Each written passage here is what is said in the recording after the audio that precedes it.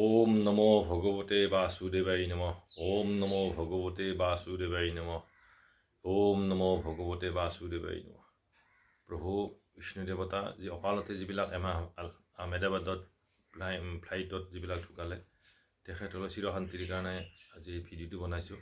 আহক প্ৰথমে মোৰ থাপনাখন দেখুৱাইছোঁ।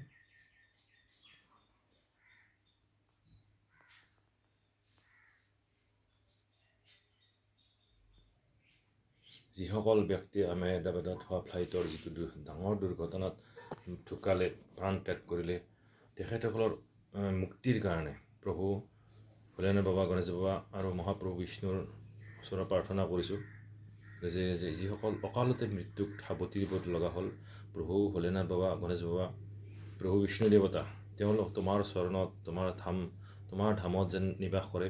প্ৰভু ভোলেনাথ, তোমাৰ ধামত যেন বাস কৰে, তেখেতসকলৰ আত্মাই যেন চিৰশান্তি লাভ কৰে, তাতে যেন সুখ শান্তিৰে বাস কৰে, থাকে। এইটোৱে কামনা কৰিছোঁ। যি অকাল মৃত্যুক সাৱটি ল'ব লগা হ'ল, তেখেতক মুক্তি দিয়া প্ৰভু। ওম নমো ভগৱতে বাসুদেৱায় নমঃ। কিন্তু এই গীতাখন ইমান তত্ত্ব, ইমান গধুৰ, ইমান কথা, কিছুমান ডাঙৰ ডাঙৰ কথা লিখা আছে। মহাপ্ৰভু কৃষ্ণৰ মুখৰ বাণী।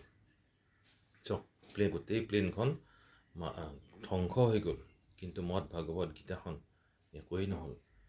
এতিয়া এটা অনুভৱ কৰক, গীতাখন কিমান গধুৰ তত্ত্ব, মহাপ্ৰভুৰ কিমান গীতাখন কিমান মাহাত্য হয়, এইটো কথা অলপ হ'লেও অকণমান অনুভৱ কৰক। আমাৰ আটাইতকৈ শ্ৰেষ্ঠ কিতাপ, শ্ৰেষ্ঠ ধৰ্মপুথি হৈছে মদ ভাগৱত গীতা। এই গীতাখন বিষয়ে মই 2-এটা ভিডিঅ' আগত দিয়েছিলোঁ, গতিকে আপোনালোকে চাব। গীতাখনৰ বিষয়ে 2-এটা সৰু সৰু ভিডিঅ' দিয়েছিলোঁ। গতিকে মই এইটোৱে প্ৰাৰ্থনা কৰিছোঁ, বাবাৰ চৰণত, মহাপ্ৰভু বিষ্ণুৰ চৰণত, যিসকল অকাল মৃত্যু সাৱটি লগা হ'ল, তেখেতৰ প্ৰভু তোমাৰ চৰণত স্থান দিয়া, বিষ্ণুৰ ধাম পাই শিৱৰ ধামত যেন ৰাখা তুমি, এইটোৱে কামনা কৰিছোঁ। অকাল মৃত্যুক সাৱটি লগা হ'ল প্ৰভু, কিন্তু মই দুখত ভাগি গৈছোঁ, তথাপিতো তেওঁলোকক যেন মুক্তি পায় প্ৰভু, এইটোৱে কামনা কৰি এই ভিডিঅ'টো বনাইছোঁ। গতিকে গীতাখনৰ বিষয়ে বহুত আপুনি লগত ৰাখক, চাওক, নিজৰ থাপনাত ৰাখক। ময়ো ৰাখিছোঁ, মই এই গীতাখন ৰাখিছোঁ। গতিকে গীতাখন কিমান গধুৰ, কিমান তত্ত্ব লিখাই আছে, হয়তো পঢ়িলে আপোনালোকে বুজি পাব। মহাপ্ৰভুৰ চৰণত এটাই প্ৰাৰ্থনা কৰিছোঁ, প্ৰভু ভোলেনাথ বাবা, তোমাৰ শিৱধামত স্থান দিয়া, প্ৰভু বিষ্ণু দেৱতা, তোমাৰ ধামত যেন, তোমাৰ স্থানত তোমাৰ চৰণত স্থান দিয়া।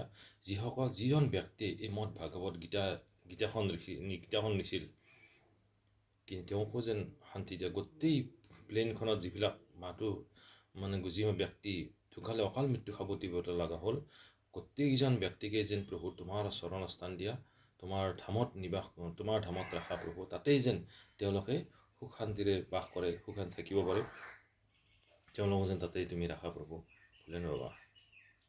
আমাৰ গীতাখন বহুত তত্ত্ব, বহুত কথা, ডাঙৰ ডাঙৰ কিছুমান কথা লিখা আছে।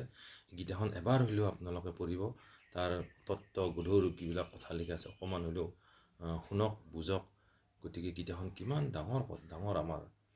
গতিকে এইটোৱে কামনা কৰোঁ, যাতে প্ৰভুৰ চৰণত এই যিসকল মনুষ্য ব্যক্তি অকাল মৃত্যু সাৱটি লগা হ'ল, প্ৰভু তোমাৰ চৰণত ৰাখা, তাতে যেন সুখ শান্তিৰে বাস কৰে, সুখ শান্তি থাকিব পাৰে। ওম নমো ভগৱতে বাসুদেৱায় নমঃ। ওম নমো ভগৱতে বাসুদেৱায় নমঃ। ওম নমো ভগৱতে বাসুদেৱায় নমঃ।